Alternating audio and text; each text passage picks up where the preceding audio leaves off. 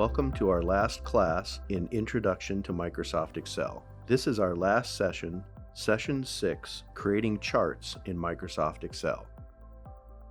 During today's session, we'll be covering topics such as what is a chart, the importance of charts, chart types and their descriptions, as well as a hands-on charting exercise. So in this section, we are going to learn how we can use charts and graphs in Microsoft Excel to visualize our data and improve our data presentation. So what is a chart? A chart is a visual representation of our data. Charts are frequently used to analyze trends and patterns in data sets. Let's say you have been recording sales figures in Microsoft Excel for the past 3 years. Using charts, you can easily tell which year had the most sales and which year had the least sales. You can also draw charts to compare set targets against actual achievements. The importance of charts. Charts allow you to visualize your data graphically. They also make it easier for you to analyze trends and patterns in your data. And finally, charts are much easier to interpret compared to data in cells. Types of charts in Microsoft Excel.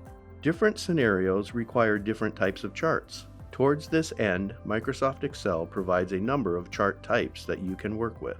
The type of chart you choose depends on the type of data that you want to visualize.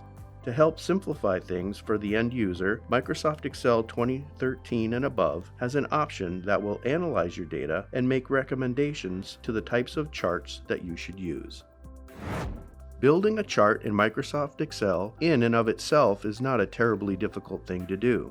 The hard part is getting your mind around what type of chart to use and in which situation. Microsoft Excel has many different chart types and variations of each. For most business dashboards and reports, you will only need a handful of chart types that are available in Microsoft Excel. Let's explore some of the most common. Line charts. The line chart is one of the most frequently used chart types, typically used to show trends over a period of time. If you need to chart changes over time, consider using a line chart. In contrast to column or bar charts, line charts can handle more categories and more data points without becoming too cluttered. Please look at the pros and cons below. Column charts. Column charts are typically used to compare several items in a specific range of values, with data series plotted using vertical columns. Column charts are a good way to show change over time because it's easy to compare column lengths. Column charts are ideal if you need to compare a single category of data between individual sub-items. For example, in the chart below, when comparing revenue between regions. Please also notice the pros and cons below. The clustered column charts. A clustered column chart displays more than one data series in clustered vertical columns. Each data series shares the same axis labels, so vertical bars are grouped by category. Clustered columns allow the direct comparison of multiple series, but they become visually complex quickly and they work best in situations where data points are limited. A clustered column chart can be used if you need to compare multiple categories of data within individual sub-items, as well as between sub-items. For instance, in the chart below, you see a clustered column chart that compares revenue for each year within each region, as well as between regions. Once again, see the pros and cons of using this chart below. The stacked column chart. In a stacked column chart, data series are stacked one on top of another in a vertical column. However, except for the first series of data, that nearest to the x-axis and the bottom of the chart, and the total bar length, it is difficult to compare the relative size of the components that make up each bar.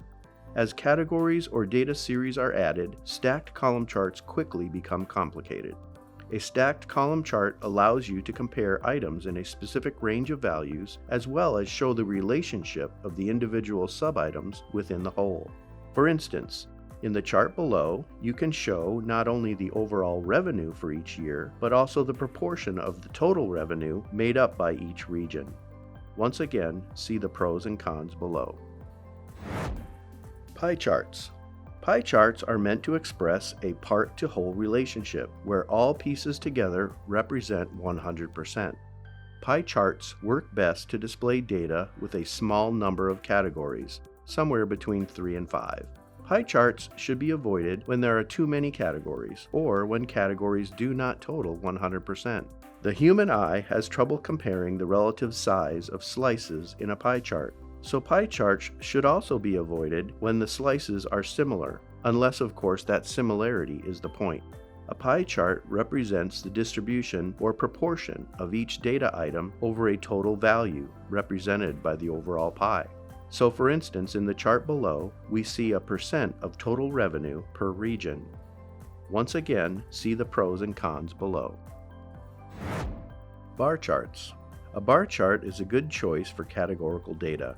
Bar charts plot data using horizontal bars, so they are very easy to read because the human eye can easily compare bars. Also, because of the horizontal layout, bar charts have room to accommodate longer category names. If you are trying to decide on a chart type, a bar chart is a good first choice. Bar charts are ideal for visualizing the distribution or proportion of data items when there are more than 3 categories. For instance, in the chart below, the bar chart could be used to compare the overall revenue distribution for a given set of products. Once again, see the pros and cons below. Area charts. An area chart is a chart type where data series are plotted using lines with a filled area below. Area charts are a good way to show change over time with one data series. They offer a simple presentation that is easy to interpret at a glance. Area charts are ideal for clearly illustrating the magnitude of change between 2 or more data points. For example, in the chart below, you see that it gives the audience a visual feel for the degree of variance between the high and the low price of an item for each month. Once again, see the pros and cons below. Now let's look at a couple of advanced chart types.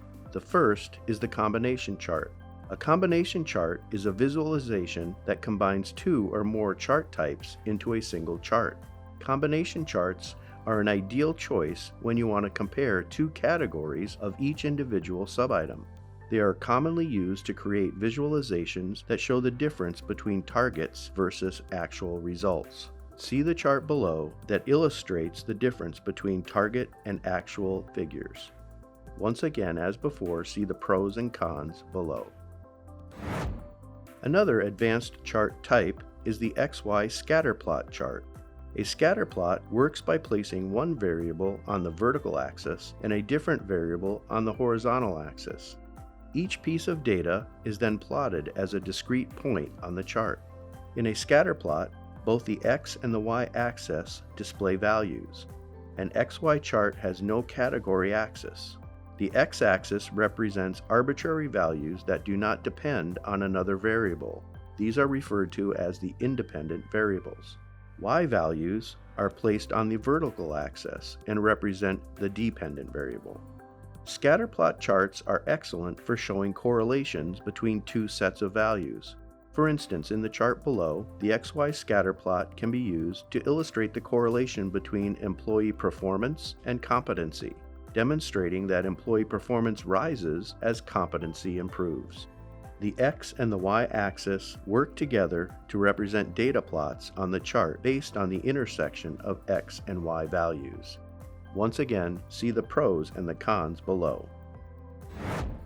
Our last advanced chart type is the bubble chart.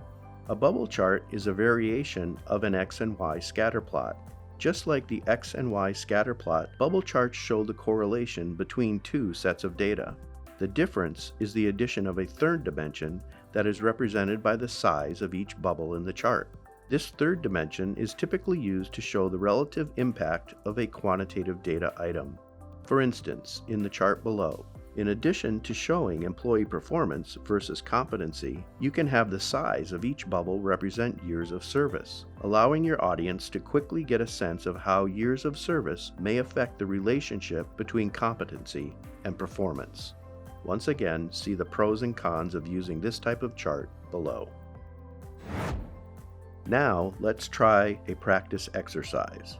In this practice exercise, we're going to plot a simple column chart that will display the sold quantity of items against several years' sales data. So let's open Microsoft Excel to a new workbook and enter the data as shown in the bottom right portion of the slide into your worksheet. After entering the data from the sample data table above, your worksheet should now look as follows. Once again, always remember, having well-organized data is key to making charts in Microsoft Excel. To get the desired chart, you have to perform the following steps. Step 1, select the data you want to represent in the chart. Step 2, click the Insert tab on the ribbon. Step 3, click the Column Chart drop-down button. And finally, Step 4, select the chart type you want. In this case, we're going to select 2D column. You should now be able to see the following chart. You may have noticed when you were selecting your data a little icon to the lower right portion of your data set. This is the Auto Select functions. The Auto Select functions are there to allow you to access important Microsoft Excel functions without having to go through the ribbon or the drop-down menus. There are automatic select functions for formatting, charts, totals, tables, and spark lines. Using the Chart Elements, Chart Styles and Color, and Chart Filters buttons next to the upper right corner of the chart, you will be able to add chart elements like the access titles or data labels, customize the look of your chart, or change the data that's shown in the chart. Now let's look at each of those elements independently. The Chart Element button allows you to add elements to your chart.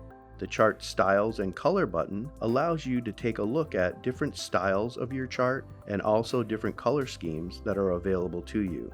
The Chart Filters button allows you to change the data that is in your chart. To access additional design and formatting features, click anywhere in the chart to add the chart tools to the ribbon, and then click the options you want on the Design and Format tabs. To access the Format Chart area options, double-click anywhere in the chart. Click on the Chart Options tab, and you will have access to Fill in Line, Effects, and Size and Properties options of your chart. Click on the Text Options drop-down, and you will have options for text fill and outline, text effects, and text boxes. So in summary, charts are a powerful way to graphically visualize your data. In Microsoft Excel, there are many types of charts that you can use depending upon your needs and the type of data you have.